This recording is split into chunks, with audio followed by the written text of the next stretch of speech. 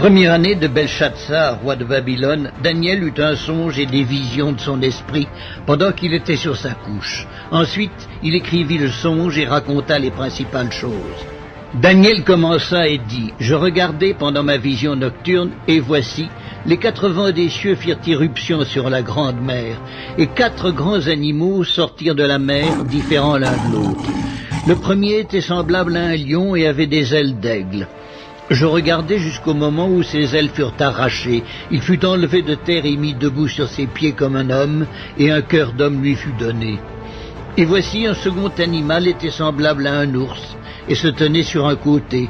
Il avait 3 côtes dans la gueule entre les dents, et on lui disait « Lève-toi, mange beaucoup de chair ». Après cela, je regardai, et voici, un autre était semblable à un léopard, et avait sur le dos 4 ailes, comme un oiseau. Cet animal avait 4 têtes, et la domination lui fut donnée. Après cela, je regardai pendant mes visions nocturnes, et voici, il y avait un 4e animal, terrible, épouvantable, et extraordinairement fort. Il avait de grandes dents de fer, il mangeait, brisait, et foulait aux pieds ce qui restait. Il était différent de tous les animaux précédents, et il avait 10 cornes. Je considérai les cornes, et voici, une autre petite corne sortit du milieu d'elle, et 3 des premières cornes furent arrachées devant cette corne. Et voici, elle avait des yeux comme des yeux d'homme, et une bouche qui parlait avec arrogance. Je regardai pendant que l'on plaçait des trônes, et l'ancien des jours s'assit. Son vêtement était blanc comme la neige, et les cheveux de sa tête étaient comme de la laine pure. Son trône était comme des flammes de feu, et les roues comme un feu ardent. Un fleuve de feu coulait et sortait de devant lui. 1000 milliers le servaient, et 10 000 millions se tenaient en sa présence. Les juges s'assirent, et les livres furent ouverts. Je regardai alors à cause des paroles arrogantes que prononçait la corne, et tandis que je regardais, l'animal fut tué et son corps fut anéanti, livré au feu pour être brûlé. Les autres animaux furent dépouillés de leur puissance, mais une prolongation de vie leur fut accordée jusqu'à un certain temps. Je regardai pendant mes visions nocturnes, et voici, sur les nuées des cieux arriva quelqu'un de semblable à un fils de l'homme. Il s'avança vers l'ancien des jours, et on le fit approcher de lui. On lui donna la domination, la gloire et le règne. Et tous les peuples, les nations et les hommes de toutes les langues le servirent. Sa domination est une domination éternelle qui ne passera point, et son règne ne sera jamais détruit. Moi, Daniel, j'eus l'esprit troublé au-dedans de moi, et les visions de ma tête m'effrayèrent. Je m'approchai de l'un de ceux qui étaient là, je lui demandai ce qu'il y avait de vrai dans toutes ces choses. Il me le dit et m'en donna l'explication. Ces 4 grands animaux, ce sont 4 rois qui s'élèveront de la terre. Mais les saints du Très-Haut recevront le royaume, et ils posséderont le royaume éternellement, d'éternité en éternité. Ensuite, je désirais savoir la vérité sur le 4e animal, qui était différent de tous les autres, extrêmement terrible, qui avait des dents de fer et des ongles d'airain, qui mangeait, brisait et foulait aux pieds tout ce qui restait. Et sur les 10 cornes qu'il avait à la tête et sur l'autre qui était sortie, et devant laquelle 3 autres étaient tombés, sur cette corne qui avait des yeux, une bouche parlant avec arrogance et une plus grande apparence que les autres, je vis cette corne faire la guerre aux saints et l'emporter sur eux jusqu'au moment où l'ancien des jours vint donner droit aux saints du Très-Haut, et le temps arriva où les saints furent en possession du royaume. Il me parla ainsi. Le 4e animal, c'est un 4e royaume qui existera sur la terre, différent de tous les royaumes, et qui dévorera toute la terre, la foulera et la brisera. Les 10 cornes, ce sont 10 rois qui s'élèveront de ce royaume.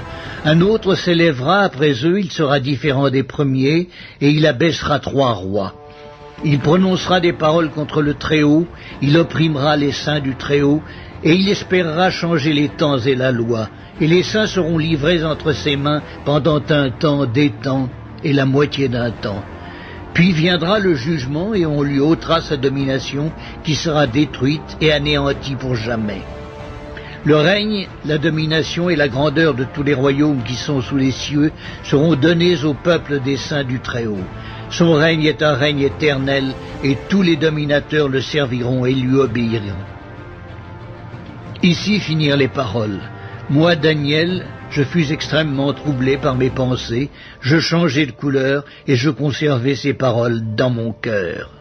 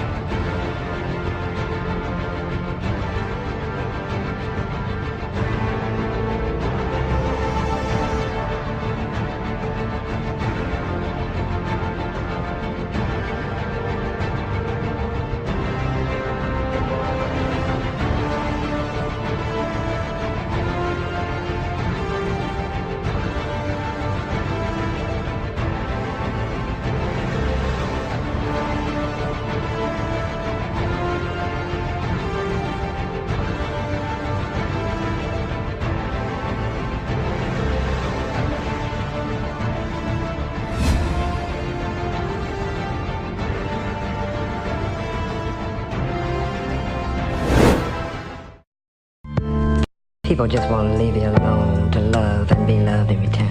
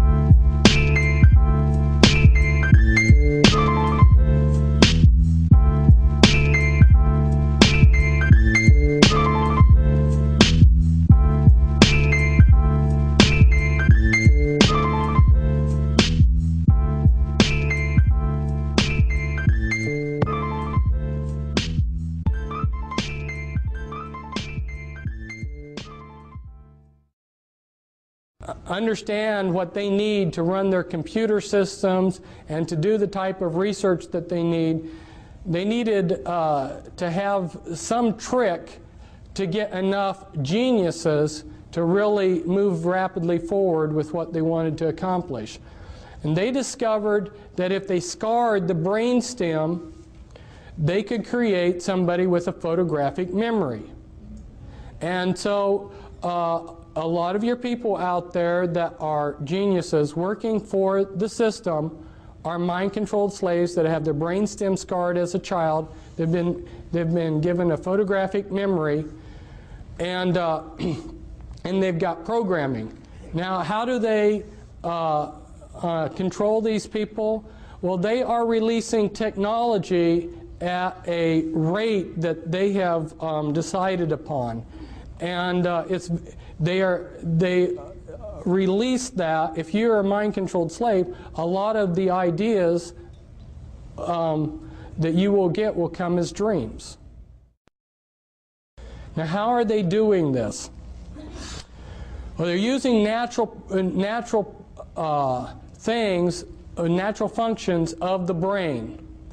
Some of you have probably been driving along the road and you've been talking to your wife and just driven automatically. See, the mind can work in two different things. What you're doing is you're hypnotically trancing out on your driving. Maybe some of you have been driving and you went from point A to B and don't even remember driving. You just put yourself into self-hypnosis. There's different altered states that the mind can go into, and they're very familiar with these. The mind also has the ability to disassociate. You know, if you say, some people, if they say something that's wrong, and then you try to correct them later on, they say, well, no, I didn't say that. Their mind has to disassociate. Or you go on a trip and you remember the good things but forget the bad things. Okay, this is disassociation. The mind has a natural ability. Now let's say that you're a soldier in a war, and this has been going on for thousands of years to soldiers in wars. Let's say your buddy, for instance, has his arm blown off and his guts are blown out, and it's a horrible sight. The mind protects itself, and if you look at it on a timeline, and at this point in time is that trauma, if the trauma is severe enough, what the mind does to protect itself, it builds amnesia walls around that trauma. Well, the Illuminati learned this a long time ago, and so what they do is they compartmentalize the mind. They take a small child and they just traumatize the heck out of it and split the mind and build all these amnesia walls between all these traumas. The worse the trauma, the better, because the better the trauma wall. So the most horrendous traumas you can possibly imagine are the ones that they want to use. When you've splintered the mind up into many pieces of disassociated pieces, then you can go in and pull that piece up to the front of the mind, and you can construct out of that piece of memory whatever you want out of it. Now, you remember that some people have said that the human mind is like a huge computer, and if you got all the computers of the world together, in some ways your mind would excel. You would be all of the computers in the world. You've got a fantastic computer here. Well, you know how a computer can section off memory. You know, when you turn on your computer, if you need to reboot it, it reboots out of memory that you can't get to. In order to make a functioning computer, the big hurdle that they had to jump over was to be able to create memory that you couldn't access. Well, that's what they're doing with the mind. They're splintering up your memory into thousands of little pieces. My co-author on a couple books on the mind control, her mind was split 30,000 ways. Now, you take those pieces of the mind, yeah, tremendous amount of trauma. Think of the amount of trauma it takes to split the mind and then multiply that times 30,000 times. Tremendous amount of trauma all through these people's lives. So you take that piece and you can make that piece of the mind into anything you want.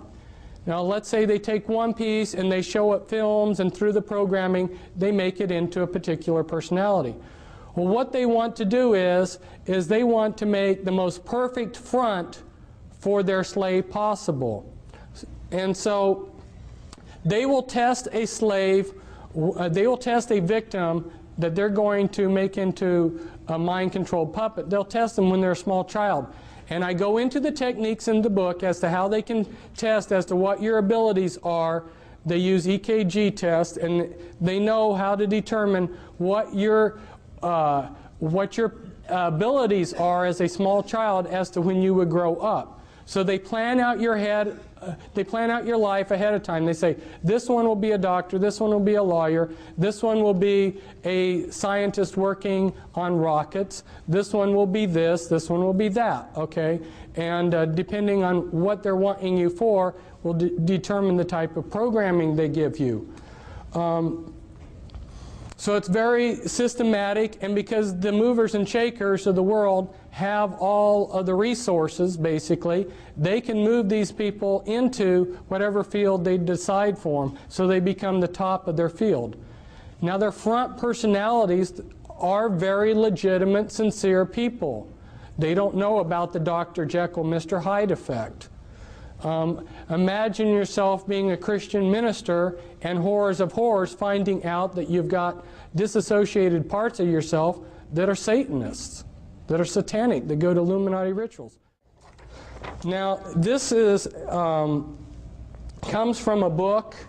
I took it from somebody else's book, but this is somebody who's trying to develop artificial intelligence for computers. He's extremely brilliant. He understands the mind perhaps better than anybody, and he's showing the processes of memory and motivation. And I'm just throwing these diagrams up to you to show you that the natural mind is not one monolithic thing, but it's many components. And the Illuminati understand what those components are and how to divide the mind from itself and how to control those processes. For instance, if you electroshock somebody, you destroy their short-term memory for about 24 hours. So every time that Cisco was used for some purpose, let's say she was running drugs for them or being used as a sexual slave or whatever they were using her for, on a daily basis practically, they would electroshock her. What that would do is splinter your short-term memory. Once they get you programmed to where they want you, then they will delete your memory of having been used in these things. People that are on sensitive in government projects, if you are in charge of something that takes a classification, you're going to be under mind control. Don't you think that they're smart enough to want to control their secrets? And this is was taken at Bethesda, which happens to be a programming center, but it's showing the brain's PT scans of multiples. And you'll see that from when one personality holds the body to another, we've got totally different PET scans. The mind of a multiple personality, and they now call MPD DID, just recently changed that, I think, to throw some confusion into things. But the type of sophistication, the level of thinking in this programming is so in-depth. This is when they're doing the structuring. This is the beginning of a chart showing the beginning of some structuring that they're doing. And then when the master finally, the programmer or the handler finally has finished programming the slave, he will have a 3-ring binder, a laptop computer with pages that look like this. And if he wants to call up a particular altar, he would say like Brown Levi 2003 11A, Brown Levi 2003 11A, Brown Levi 2003 11A. That right there would be the access code to pull up a particular personality that they would want. And a lot of these personalities will not live in reality. They live in a total science fiction world. They've been dehumanized.